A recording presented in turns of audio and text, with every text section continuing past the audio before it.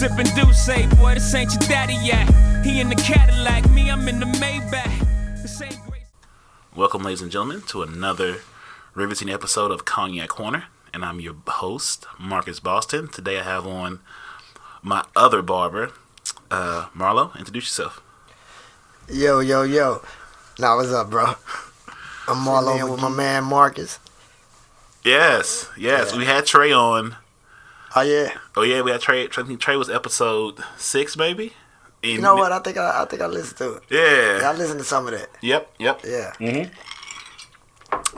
Had Trey his first time in Soulard the correct way, because the first time you guys came down and had a little turmoil at us. Oh my God! You talking about no jeans, no camouflage, no hats, no. Hey, my man was looking at us and undressing us at the same. Hey man, hey look, no camos, no shorts, no short sleeve shirts, no hats on your head, man.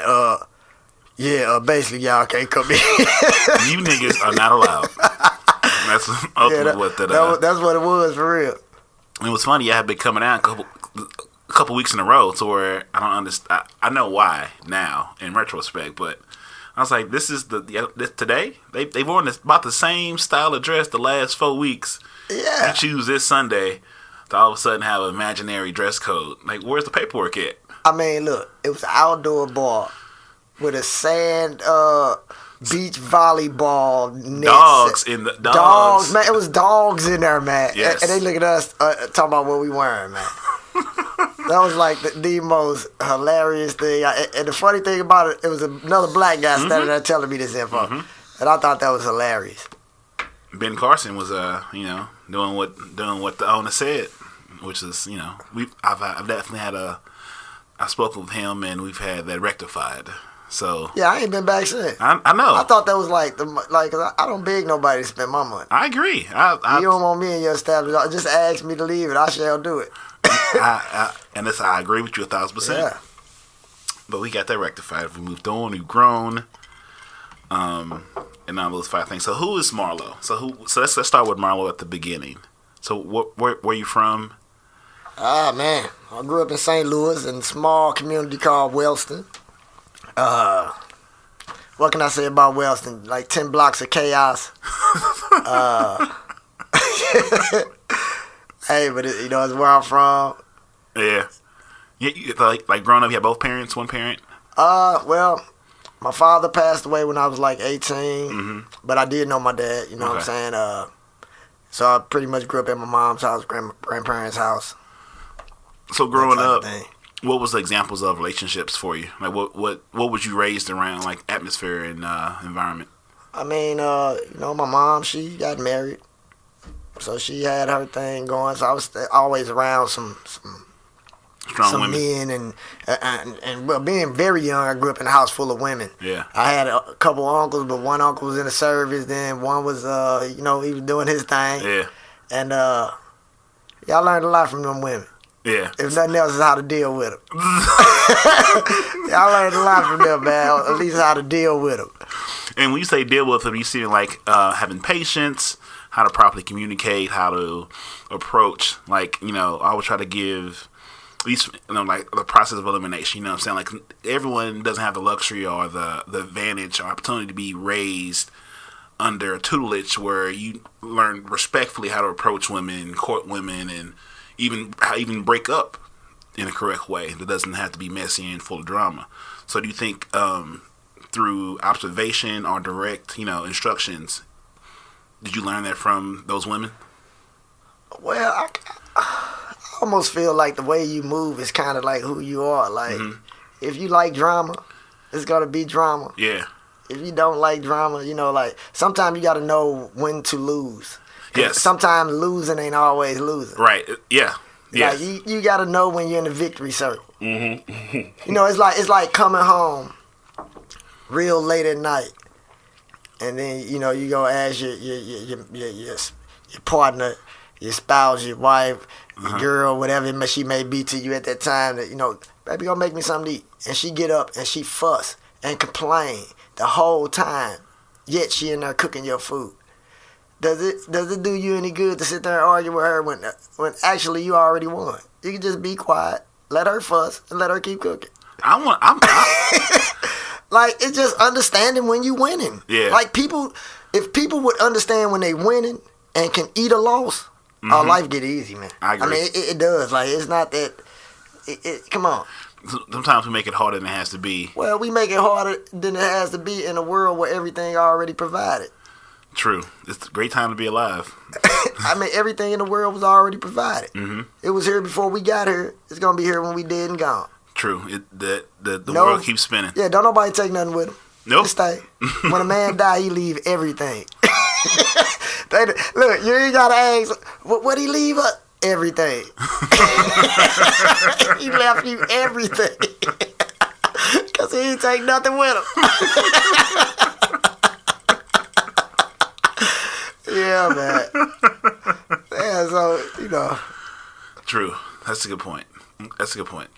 Take everything with you. Yeah. See, I almost did a young guy move. Like, why are you fussing? Now, me being lack of experience of knowing that thought process, I'm like, so I asked you to do something, you fuss. I don't want you to do it no more. Then who win it? You have lost out. I lost. Yeah, you just lost. I lost. Now I'm gonna make my own sandwich because I'm mad that she fussing instead of let her fuss and get what I wanted. Yeah. I just pimped backwards. In that's the gem. That is the first gem of the day. Yeah, you can't do that, man. That's the first gem of the day. I want to now, and I mistook that as she must don't want to do it. Then you know what? No, never mind. But she's doing it. Yeah. Huh? Like, if she didn't want to do it, she wouldn't have gotten up. Right. I mean, ultimately. True. And she just wanted to fuss and make you aware of what's going on. Yeah. And, you know. Damn. I'm gonna be quiet. Like, hey, man, sometimes you got to get out of there. That is a jewel, number one. Just you getting what you want. What's wrong? What's the problem? You know what, man? Often in life, I find we are our own worst enemies. Mm-hmm. Like, most of the time, people fussing at you and taking it, it's probably not even you. Right. It's probably they dealing with something with themselves, but they need somebody to be a punching bag. Yeah. So they throw their jabs at you. Yeah. You know, it's almost like they make themselves feel better by belittling someone else. Right. And people do that all the time.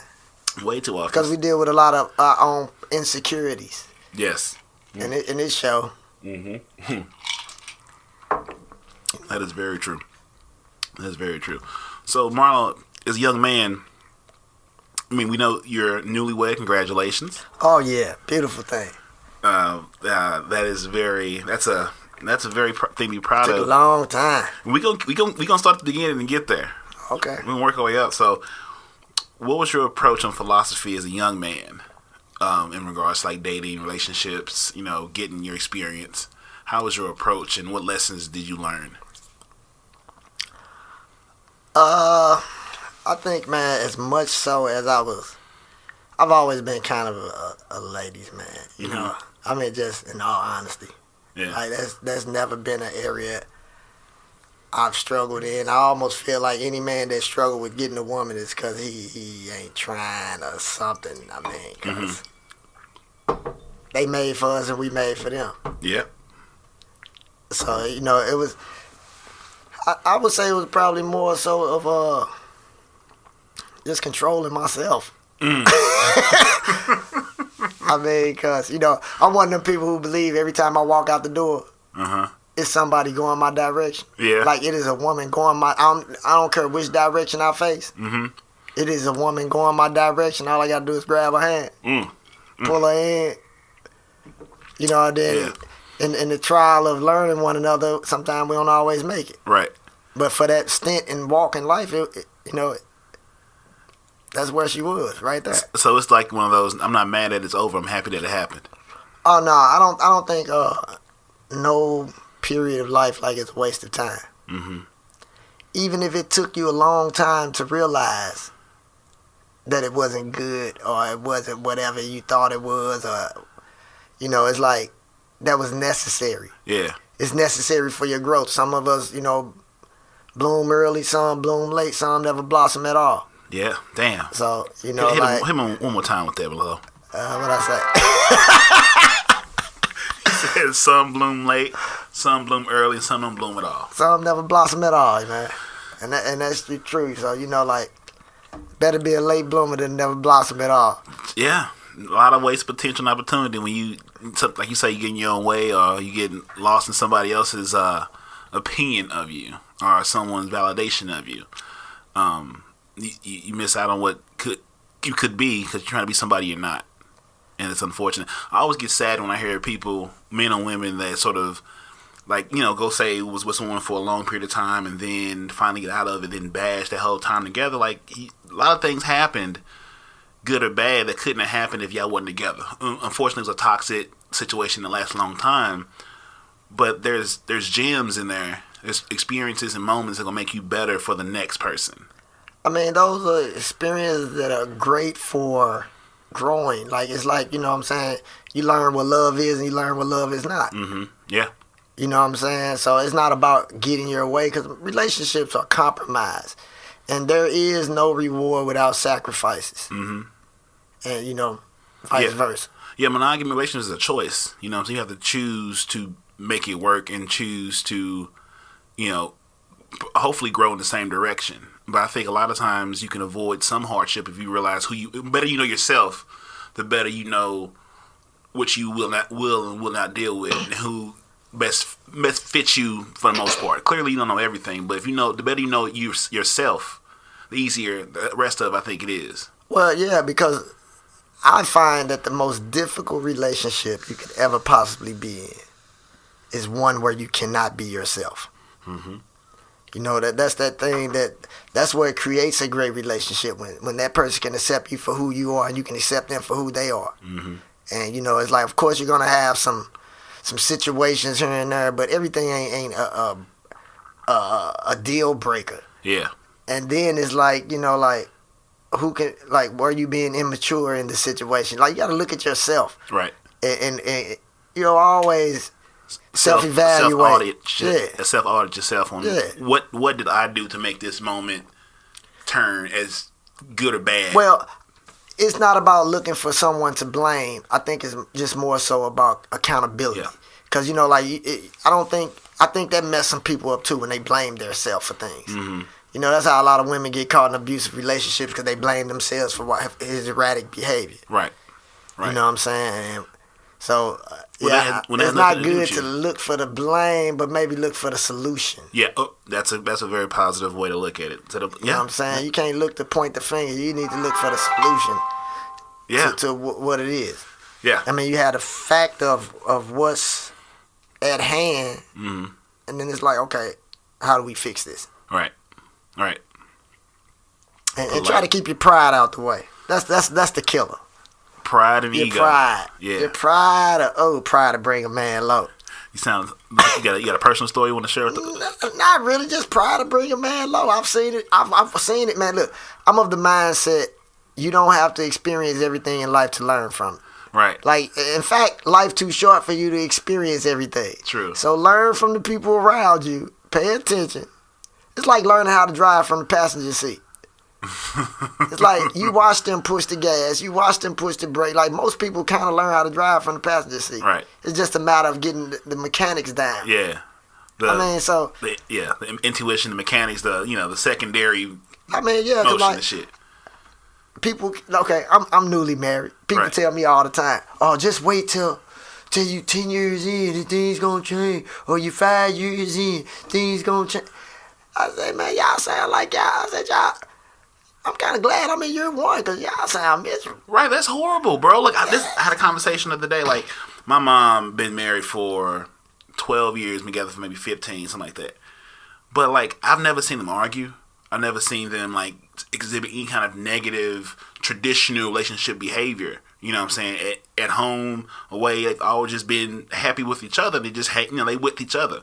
And, like, that's how I think of everything. Like, I'm not going to be with anybody that doesn't bring a level of peace and just tranquility to make me a better person. I'm good without you, but you can make me better, that's great.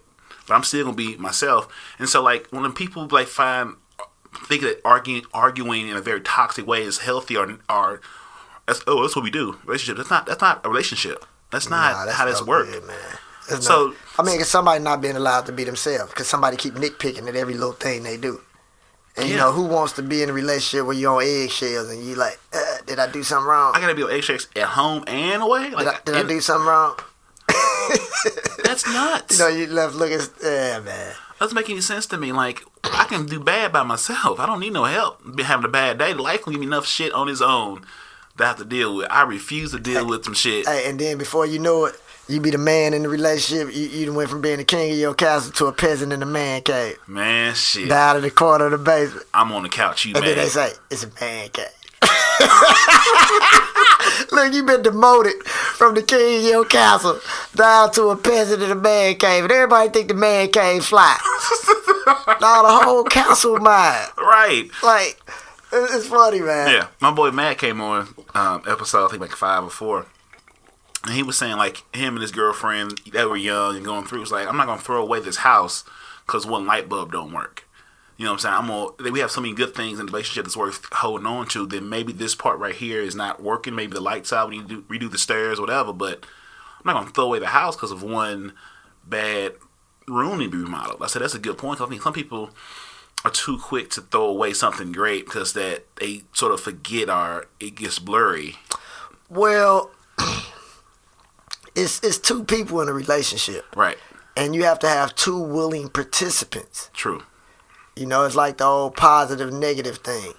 A positive and negative is always a negative. Mm-hmm. Two positives is a positive. Yeah. Two negatives is a positive. So both of y'all negative, it's positive that y'all gonna stay in some bullshit. Like that's the grand scheme of it. Like all day long. Like it's like, come on, man.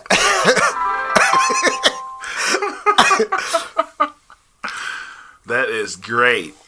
That is great. Two negatives, a positive that gonna stay in some bullshit. I mean, it's the old mathematics. Yeah, it's not that complicated. Math, the math is definitely there. Damn, that's good shit, Marlo. That's a good point. That's a good point. And he spoke about, you know, he became accountable for his part in how things turned out and, you know, the complications of it, and just took some self audit and realized that, like, let me own mine. And maybe some of the things I didn't own at the time was leading to you to behave in the way you did. So now that I'm rectifying within myself, I can explain to you and own it. Then maybe you can see what I brought out of you in a negative way because I had negative inside me that I wasn't aware of that made this relationship turn. It made this good, healthy house turn into need to do some work. Some neglect was in that house. Well, and a lot of times you drag in some old stuff. Oh, boy. That you've been dealing with since you was a child. Yeah. Or since you was a young man or a young woman. Right. That you dealing with, and you drag it into this relationship, and then they left to deal with it, but you hold on to it in such a way that you don't even share it. And it's just like negativeness, and it's like, what's going on? But they don't share the real issue, why they feel the way they feel.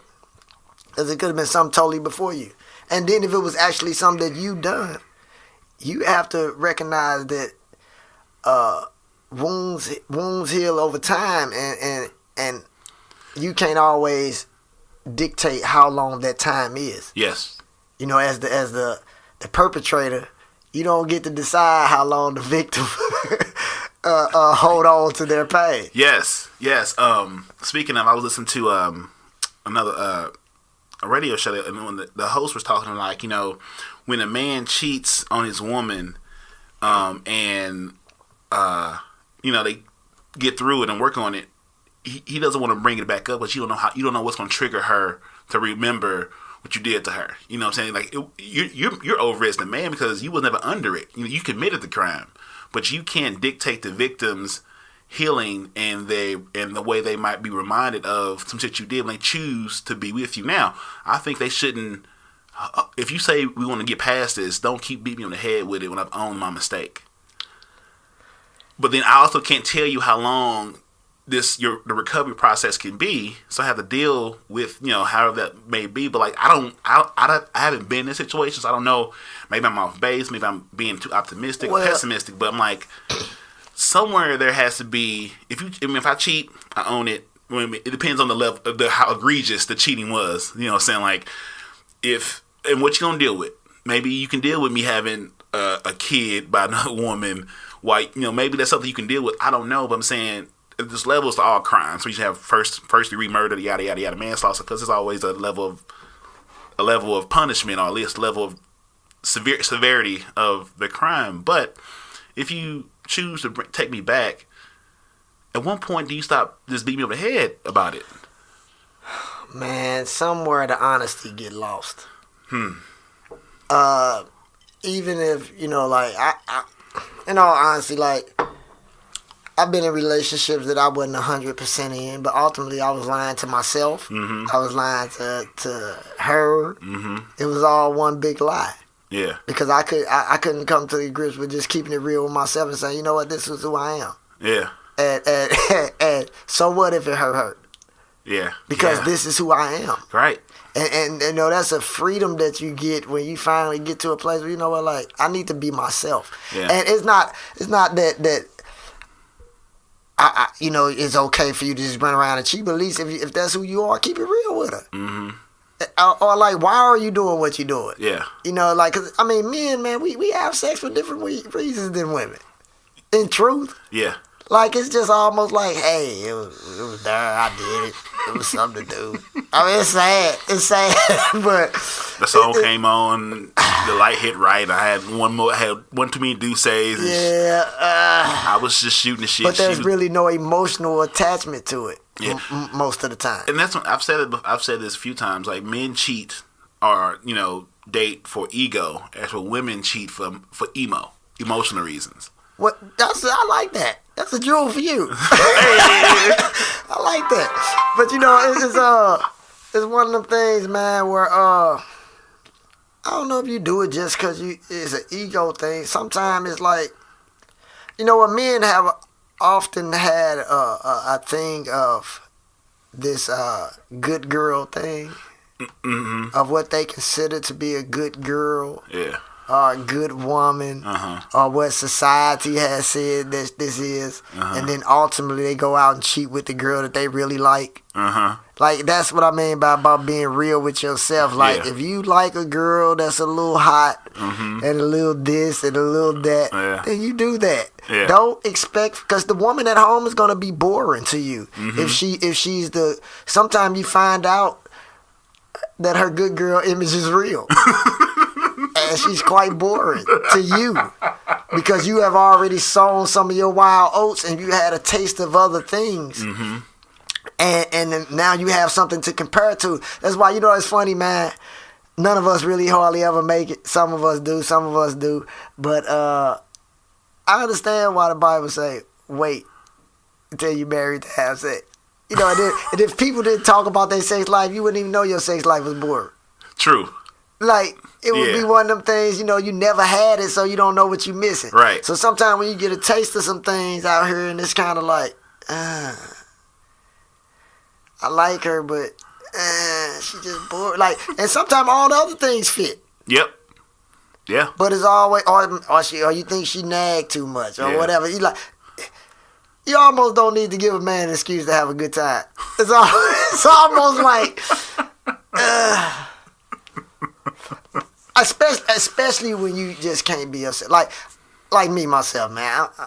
I've been so blessed with my wife to the point that I can be myself around. Like, I can just talk dirty to her, say whatever I want to say, and she don't take it wrong. Yes. It's always up to the receiver to decide. As the receiver, it's always up to the receiver to decide if the giver is coming from a place of love or a place of hate. Correct. It's like, how do they perceive you and with what you're saying? So, it's like, we just have a connection, man, that's healthy for us. And you know what? I've been with her for 3 years now. We've been married for a few months. And they say it's still the honeymoon stage, but hey, I think we can make our whole lifetime a honeymoon stage. That's what I'm saying. Like, it's all between the ears, bruh. Like, it's like, because you're a barber, so you work for yourself, and there's a different, the shades, the colors of the prism shine differently when you are in control of your success and your failures. Like, I'm transitioning to a position where, the podcast, like, all this shit I'm responsible for, and the success and the growth is predicted on the work I put in when there's nobody around. And it's a different energy and vibe than when you hang with people that just used to being a replaceable part of the machine, and then they're very more interested in escapism, than saying something or then into learning something. You know what I'm saying? Like, the more I do the editing and film and recording, I'm more interested in learning from people that are successful, whatever their passion is, and they share it, and you hear that energy and that enthusiasm and the willingness to be themselves, and then you sort of find a way to, how can I embrace this information? Yes, I might not be in marketing per se, but how can I use his gems to make my stuff better? Or how can I, I'm more interested in things to be productive than escapism, because I'm working on something. So when you meet women and they're just, I go to work, then what do you do? Like, I hate when people are like, what do you do? My occupation doesn't define me. That's just what you do. Yeah, that's not who I am at all. Right. I'm going to be bigger than any occupation I'll have, because that doesn't define me. Because I'm a living thing. It's like, it always baffles me, like, I'm a blah, blah, blah. So what does that mean? Well, we live in a title-driven society. Yeah. So that impresses people. Right. Like, if somebody say, it's like, my wife is a dental hygienist. Mm-hmm. So if we have a conversation with someone and they say, oh, what do you do for a living? And she say, oh, I'm a hygienist. And then I say, oh, I'm a barber. Like, it's automatically assumed that her job, or she's at a more prestigious, in the sake of degrees or the title of things. Yeah. You know what I mean?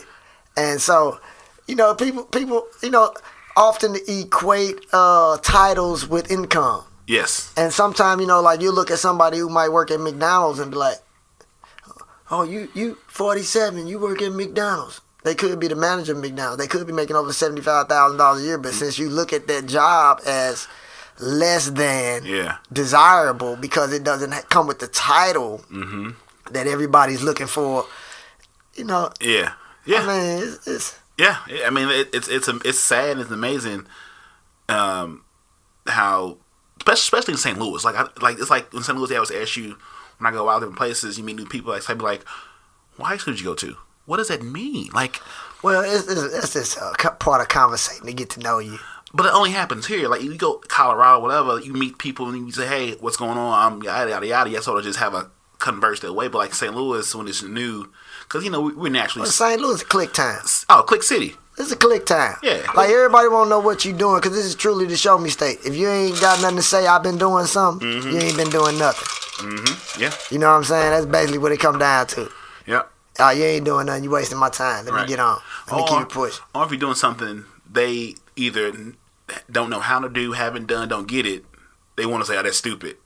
Just because you don't get it, like, like I'm saying, like, I guess you just show me state. So, like, you better off just doing what you enjoy and let the rest speak for itself. And then they want to get on the back end, want to ride the coattails. When you could be in on the early version, but you get to know who your friends are. You get to see. It's difficult to sell anybody a dream that God gave you. Correct. You're right. When God give you a dream or a vision, He gave it to you, and it's hard for somebody else to understand. Yeah. And true. then you can be talked out of your dream or your vision. You know what I'm saying? Yeah. By a naysayer. Yeah. Yeah. And they can be in your home, they can be outside, but you have to have, and they probably more often in the home with you, Yeah. Sometimes parents do that to kids. Sometimes husbands do it to wives, wives to husbands. Yep. Yeah. Yeah. Yeah. And then your biggest. But it probably was done to them. Correct. Because they probably ain't living their dream. They probably not doing what they were here to do based on the lack of support and encouragement. You know what I'm saying? Even if you're not gonna want to help, don't hate. Just don't say shit. Just say, hey, that's cool, and keep it pushing. But take the energy to be negative towards somebody else's passion or goal. That just shows me that you didn't have the balls or courage to chase yours for whatever reason. You needed someone else around you to do some shit. Like, I don't have time to wait. Like, I'll do it. I can go on my own, and I'll figure it out. Everybody don't have leadership qualities. It's true. That's very true. Everybody don't have that. And sometimes you're looking for somebody to take a lead on something that they're just not capable of doing. Yeah, true. I mean, True. Everyone's not made to go over the hill first. Oh no, like, everybody want to ride down here, but don't nobody want to push up. that's the you know what I'm saying? Don't nobody want to push up here, but everybody want to enjoy ride down. So it's just one of them things, man. People, or they just can't see it. Yeah. They can't see that vision. Like, and the funny thing about a vision, man, when you get a vision, you see the finished product before you ever even know your beginning. Like when you get a vision, when God give you a vision of something, man, you see the finish. And you probably don't have a clue of how you gonna get there. Yeah. That's true. Like, sometimes I felt that a lot of things didn't go a certain way or didn't be as fruitful as I wanted because I didn't believe in my prayers. Sometimes you have to believe. You can pray or say you pray, but if you don't believe in those prayers, and also I always like to say, God doesn't scream, He whispers, and you got to be grateful in the small things to say, oh, yes, I'm fortunate to be able to give someone some extra change I had in my car. If someone is in a position or strong enough to ask a stranger for money, how dare I not be strong enough to give you this change? And I have in this car because I know I've spent worse. I've spent more on worse. And it's not up to me to think about where this money's going to go once I give it to you. But just be grateful enough that I'm in position to do so. And keep it moving. You talking about that paper they print every day? like really? You know what I'm saying? It's givers and takers in the world, man. You know what I'm saying? And I understand why the Bible says it's better be a giver than a receiver because the giver already blessed. Yep, you're right. You're exactly right. You know what I'm saying? He's always providing. Mm-hmm. He's already provided. I like to think he was done working in the 7 days. Like everything else just happening within the 7 days. But it's like, our time ain't his time. You know what I mean? Yeah. So you are a barber. How long now? How'd you get into being a barber? No, before we get into that story, what's the quote I love that you say about the cup? Oh, take the lid off your cup. Yes. Yeah, man. Please. That's real, man. Like taking your lid off your cup allows God to pour into you and allow your cup to run over. Mm-hmm. And then when your cup running over, you yourself cannot worry about what falls in the saucer. Because the moment you start doing that, you'll place a lid back on your cup because you don't want the saucer to get none. Yeah. But then God can't pour into you. Yeah. God damn. So it's just one of them things, man. You gotta take that lid off and just allow things to move, man. Mm-hmm. You know what I'm saying? Like God give every man the equal his shared measure of faith. Mm-hmm. He give it to us all. Just some of us allow the things God tell us to die. Because of some naysayer. Yeah. We just let it go. Yeah. Or he tell us to do something, we keep putting it off. Yep. I've been writing a book for 3 years now. I'm just saying. Yeah. We put it off. Right. We stall what he's already given us. Yeah. You know what I'm saying? Like, yeah. I tell people, man, a caterpillar was born a butterfly. Yeah. Like everything God and gave you, He already put in you. Mm-hmm. Now, are you going to use these things? Yeah. For you know what I'm saying? Or are you going to focus on everything that's wrong? Mm-hmm. And what He gave you might have been the thing that was going to bring you right out of that. Damn. He don't scream, He whispers. And if you're just too distracted or everything around you, you can't hear Him whisper to what you need to be doing. Yeah. Yeah. That's rough. Well, that is probably Gym 5 and 6. So, barber. You are a barber. You have been my barber for 15 years. I mean, it's been a while. Long been time. So long, I don't even know how we met no more. Cause I moved in with Brandon, and Brandon and Byron was friends, and my barber had closed. It was on Delmar, and that's when I had my dreads. So I needed a barber. So I lived with Brandon. I said, well, I didn't have a cardigan. So when Brandon would go on Thursday get a cut, I just go with him and get lined up, and here we are. Yeah, man, being a barber has brought a lot of relationships in my life. everybody. Well, not all people that I actually hang out with outside of the shop. Mm-hmm. There are a group of people that our relationship has extended past the barbershop. So, I mean, we probably done some football games together. I know me and Brandon went to a game. We always, it's like, man, it brings forth good relationships, man, out of good people. Correct. You know what I'm saying? I've always had the ability to pick good people out. Yes. I think that's your vibe attracts your tribe. Oh, yeah, most definitely. You get out, you get back what you put out. Yeah, because you have no lid in your cup. Oh, yeah. And let it run over. You got to let it run over. So what made you get into being a barber, and how'd you meet Trey? Well, the beginnings to my barbering was, man, I probably been cutting hair since I was 10. Man. My aunt was dating a guy. He came over and he cut my hair in the kitchen. That was like my revelation that I can do this too. Like he not no barber. It was this guy. I can do this too. Yeah. So I started off. I was my own. I was my first customer. I was cutting my own hair. Mm-hmm. Then I started cutting my boy hair. Mm-hmm. Led to my uncles. Led to people around the neighborhood. By the time I was in high school, I had a nice little hustle going. Yeah. Keeping some money in my pocket. I had a couple friends graduated a year before me. They went off to college. Kept calling back, complaining about being broke and this, that, and the other. And I'm sitting there like, I don't need to go do that. So I'm like, I'm going to go to barber school. And the funny thing about it, my mom had dated a barber. Mm-hmm. And I was sitting in the shop one day, and I saw the guy get a haircut. And we talking about maybe 92. Damn. 90, 93. She was dating a guy, and he got $24 for a haircut. And I was like, yeah, I can do this. Mm-hmm. I'm already cutting anyway. Yeah. Like, it just was a natural progression for me. Yeah. It was something I was already comfortable doing, something I had been doing for years. Cause by the time I'm 18, I'm cutting 8 years now. Mm-hmm. Yeah. Shit. So, I did that. I went straight to barber school. I took the summer off like normal school. Mm-hmm. I took the summer off, and I went to barber college that September. Yeah. Back then, school used to start after Labor Day. I went to school back in September, and then knocked that out in about 8 months. Then I worked at Leroy's for like 4 or 5 years, and I left there. I worked at Cussing Class with another. Actually, me and her went to barber school together. Mm-hmm. And man, I did a little cutting at home. Yeah. I had like 8. Then when I got down to Universal, which is probably about 03, 2003, that's when I met Trey. Yep. And the funny thing, we didn't know it at the time. We had been working together for a few months or whatever, or maybe not even that long, but we had been working together for a minute. Mm-hmm. And his dad came in the shop, and he kept looking at me.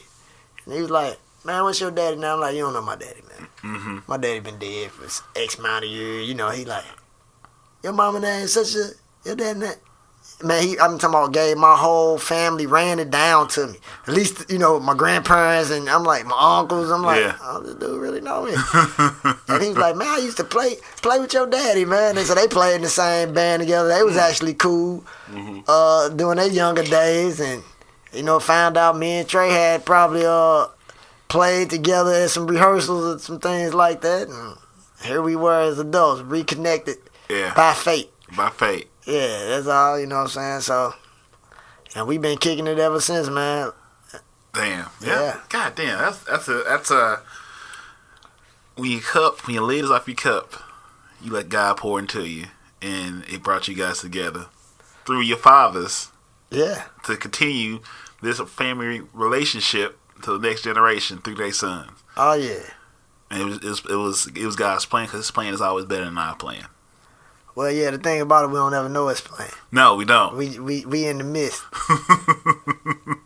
And just trying to do the right thing and make the right decisions. But it's funny. The funny thing about making those decisions, they must be necessary to help us through, because whether good or bad, we got to go through it. You're right. There is no choice but to go through it. Because Yeah. if you ain't going through it, then you're probably dead. You know where to go before. Yeah. That's true. And you are a father as well. Correct. Correct. You have 2 daughters? I have 3 now with my wife, so I have a stepdaughter also. How old is she? She's 11. Okay. So how old are your other 2 daughters? My other daughters are 18 and 23. Wow. So how is that? So you've been through this first round of raising daughters into women. Patience. Patience. Also recognizing that they're my seeds. Mm-hmm. So sometimes and it's funny thing, I think God hit us with some things that we are uncomfortable with in our children to teach us a little lesson that we ain't too much better than the next person. So he give you somebody that you love so dearly. Mm-hmm. And it's just This test is put all your... Yeah, it's the test. Yeah, man. But all those wisdom cell tests. Yeah, I wouldn't trade it in, man. That's great. It's been one of love my babies. All of them. How would you... What advice would you give a man that's trying to raise daughters in the world we're in now? Well, man, the first thing, the world we live in now, the world we live in then, and the world we gonna be, it's all the same. Mm-hmm. You know, it's a lot of patience.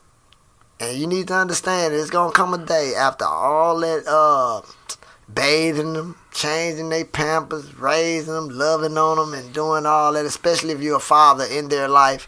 Mm-hmm. After all of that, it's gonna come a day where they're gonna meet some little dude that all of a sudden they don't hear nothing you telling them. All of a sudden what you telling them sound like a whole bunch of BS. You know, we got this little thing. My brother Marv always like to say, blood thicker than water, but cum thicker than both of them. And man, once they get involved, man, it's an uphill battle.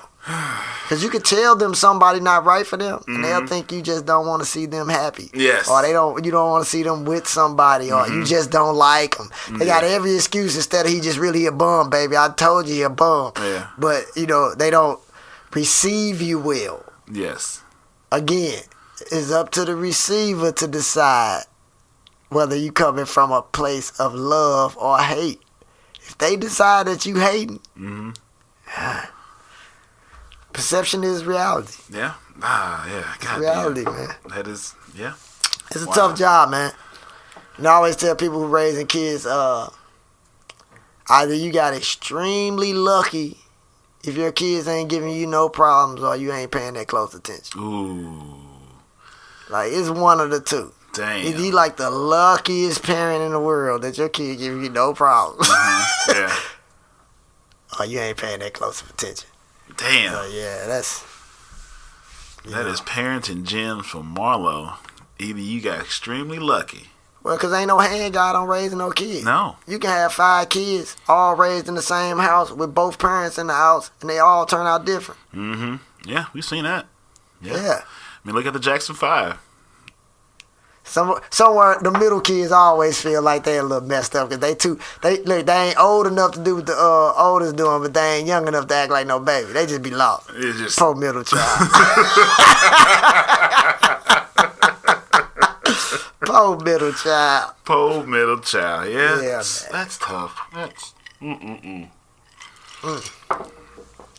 That's a tough one. So, I don't know if I touched on this, but like, what would be your advice on? I mean, we said patience. Like, when you experience an up and downs in a relationship, what is the best way to end it? Like, if you get to a point where you're not happy, and it's time to end it, is that chapter forever closed? That bridge is forever broken? Or, I mean, how do you amicably end something like that? Well, I think you just, you walk away. Yeah. Accept it. Yeah. Accept it and you know what? The sooner you accept the loss, the sooner the losing stop. Damn. You know. So,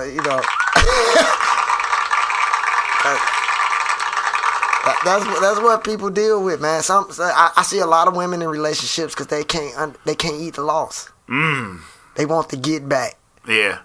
They want to revenge whatever they feeling. They want you to feel the way they feel, which only drags them further through the mud. Yeah. And guys do it too, man. She says she don't want you. Yeah. You still showing up. If she don't want you, the best thing you do is not want her. That's it. You know what I mean? Don't want her. She don't want you. Don't want her.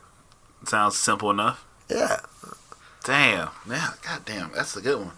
So, to recap, once you be able to take the loss, the losing stops. Yeah. Yeah.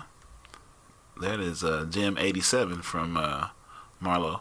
Marlo, shout out the barbershop. Oh, jack of all phase, where we do ball phase, medium phase, long phase, European shades, you name it. We do it all. Yeah, man, located 8003 St. Charles Rock Road, man. Yeah. St. Louis, Missouri, 63114. That's where we go. That's where you can find us every week. Sometimes we be there almost every week, but we see how the life goes. I just saw currently it's called a custom hair unit. Have you heard about this? It's a man weave, bro. Dog.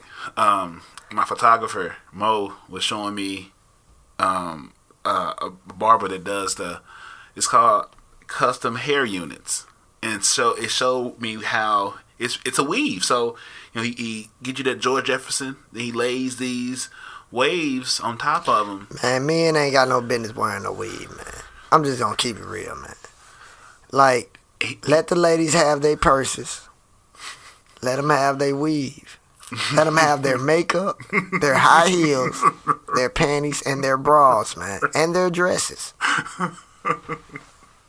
I'm just being real, man. Like, you ain't got no business. What's the purpose of that, man?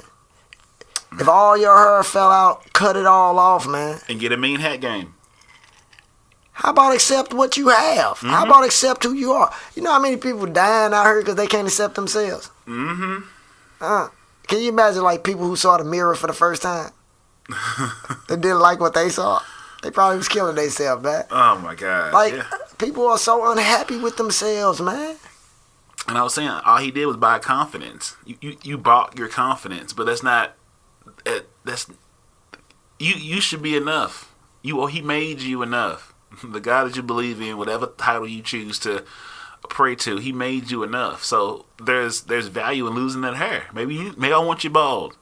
Hey, man, accept who you are, man. Hey, and if she can't accept you, find somebody that will. True. That's it. I mean, I know. I was talking to a friend of mine, and she's she's finding herself in guys. So we have a lot of conversations about church, and she went to my church. Well, she didn't go to my church, but we've been trying to figure out how to take her to my church. And I was sending her the Facebook feed to get to see the service, to understand what you get into, because this is not no Catholic church. This is some energy, and it's showtime. You gonna feel this word. You know what I'm saying? You gonna feel this environment, and it's like. She asked me, like, do you feel I did my path wrong? I say, only thing I ever learned me about you was that you needed to find validation in the men you were dealing with, and you can't win that way. You have to believe in your own value. You can't look for someone to say how much you worth, because they shouldn't be your appraiser. The only appraiser should be you. You set the value of who you are, and seeing when you chase men to give you that validation, they're gonna value you on what they need from you, not who you are. And now you 2 kids in, going through a divorce, 2 baby daddies in, and now you're trying to sort of find your next step. I'm like, you worrying about the next guy you meet and blah, blah, blah. Worry about the shit that's in front of you. You ain't even in the position to even get out there and date. And understand that you're going to have a hard time. It's not impossible. You're going to have a hard time finding someone willing to help you carry your responsibilities, because they might have 2-3 kids too, and now you have this trying to figure out this whole melting pot origami situation, because you have these crazy baby daddy, baby mom situations. But like, you find you a job, a school, blah blah blah. Don't worry about love life. It'll take care of itself. The better you better you invest in yourself, the greater the return the world's going to give you. Don't worry about this shit. But everybody looking for some help. And she just out here trying to get herself some help, man. And she, like you said, it's all those other proper steps that go into that. But it's kind of like, hey. I'm like, you got that.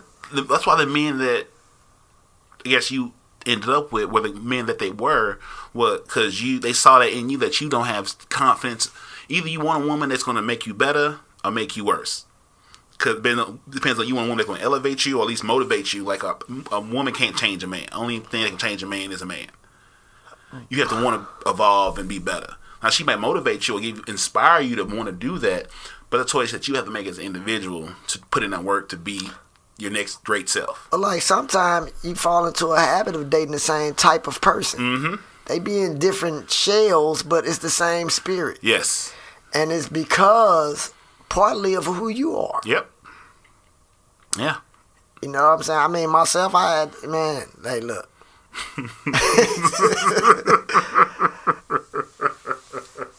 Like, in truth, man,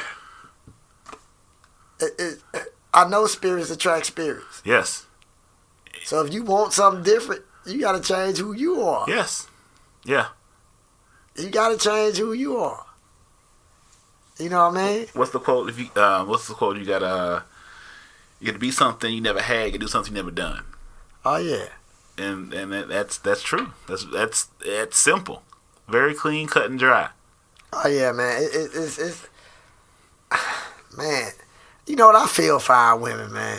I do too. I really feel for them. Man. They got it. They got the hardest job. I feel for them in such a way that then when I get with one, I find out why she going through what she going through. Mm-hmm. And I'll be like, gosh, woman, would you change your thought process? Yeah.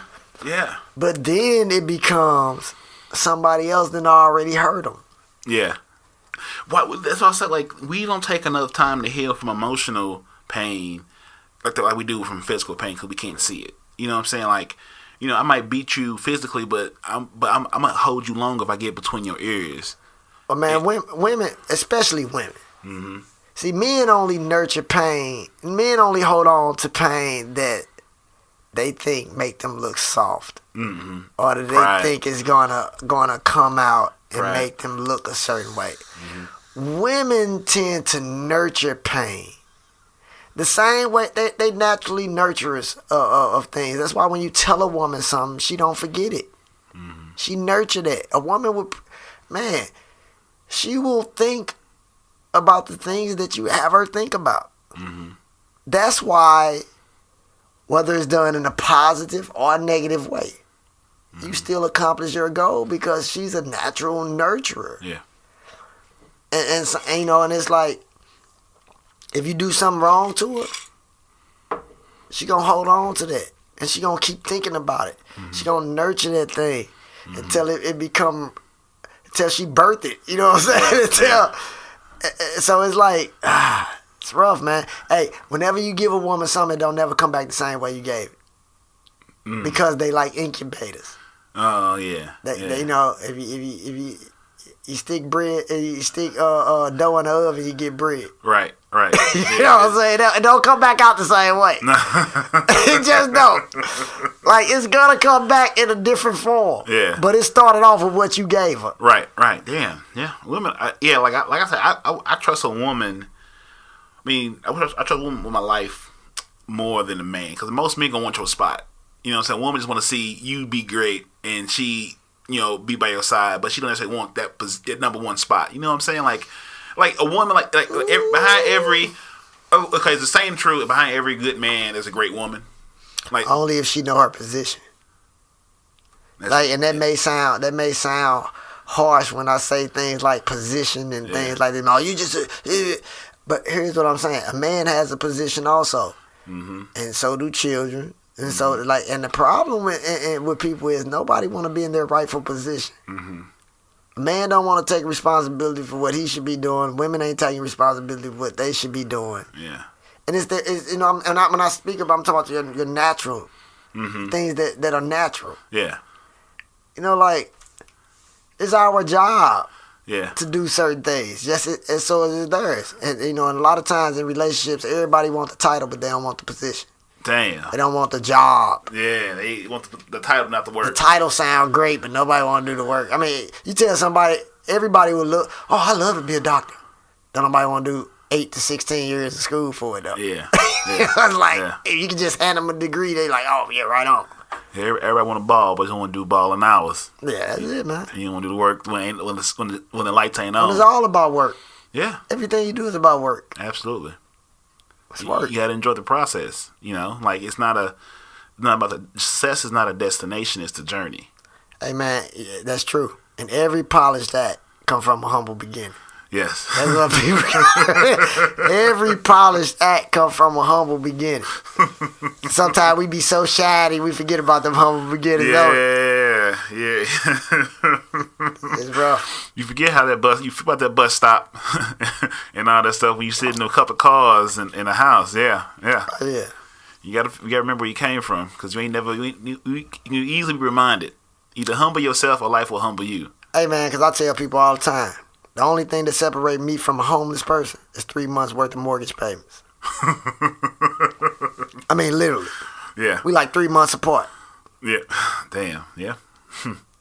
Yeah. Like you miss 3 months worth of mortgage payment, the foreclosure process begins. You know what I'm saying? So like, don't think you all that. Yeah.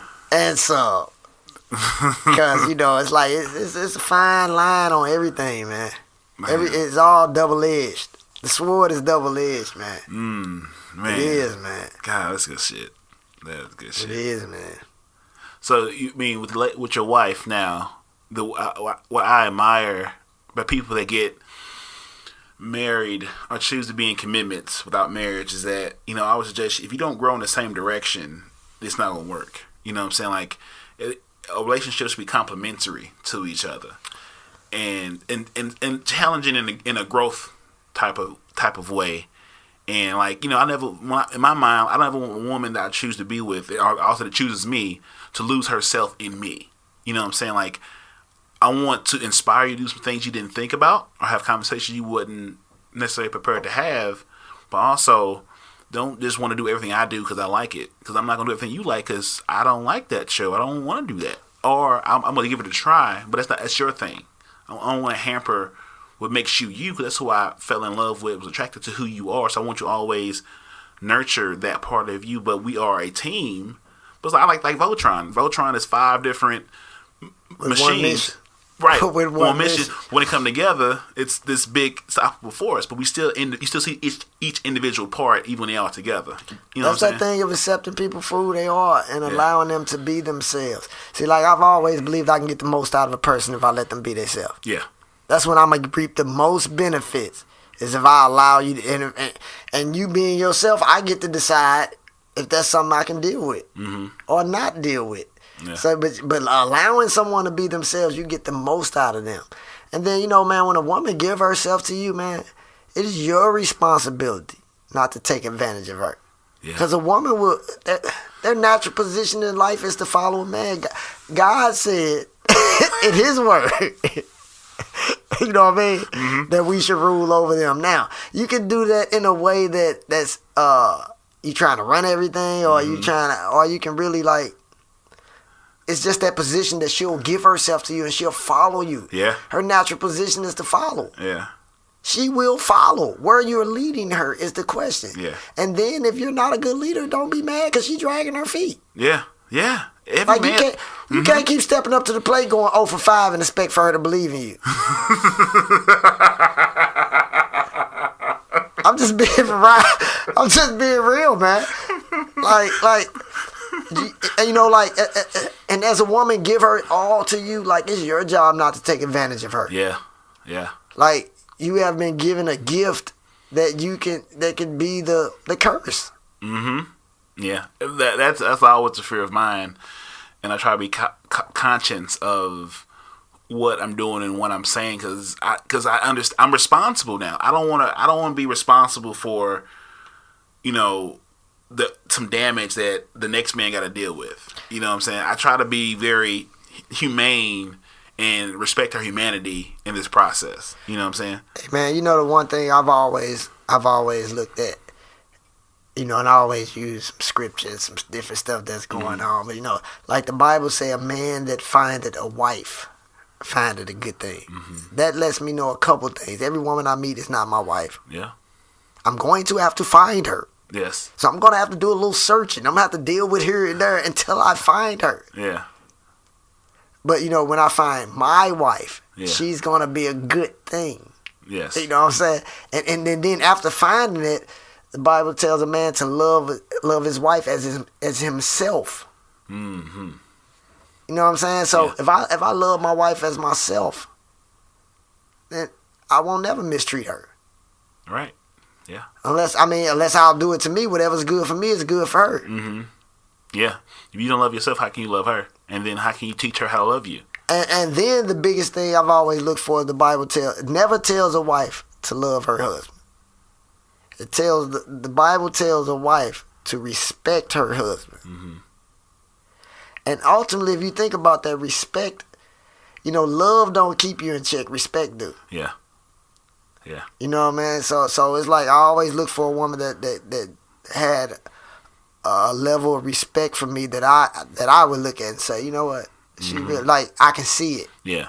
You know what I mean? Yeah. And then it makes her easy to love. Right. Right. Yeah. So just those few things, man. Ain't no hand guide. Yeah. We in it. It's gonna be what we make it. But the effort has to be there. Yeah. You know what I mean? I'm in it for a lifetime. You know what I mean? But everything don't make it a lifetime, but that's what I'm in it for. Right. You running the marathon, not a sprint. Yeah, I'm gonna take my time. I'm gonna be patient with her. Yeah. I also understand why the Bible tells a man to wash his wife with the waters of his word. Mm. Because their mind is always working, and you gotta have a word for them. Yeah. You gotta better pull them out of that. Yeah. You gotta better get them back close to you. Yeah. Keep them close. Yeah. You know what I'm saying? People laugh at me because I used to say, man, go home and hold your woman. Yeah. Hey, man, I ain't holding nobody. I don't like nobody nigga. You better hold her. Oof. I say you better hold her. Yes. Keep her close. Yes. I got this thing. I like to have my wife lay her head on my chest. Uh-huh. Because I know the ear gates never sleep. And I let her listen to my heartbeat till our heartbeat syncopate. Till they get in sync and they beat at the same pace. They call me crazy when I say that kind of stuff, but I'm like, yeah. all right, come right here. I wish you get that book done. Yeah. You're right.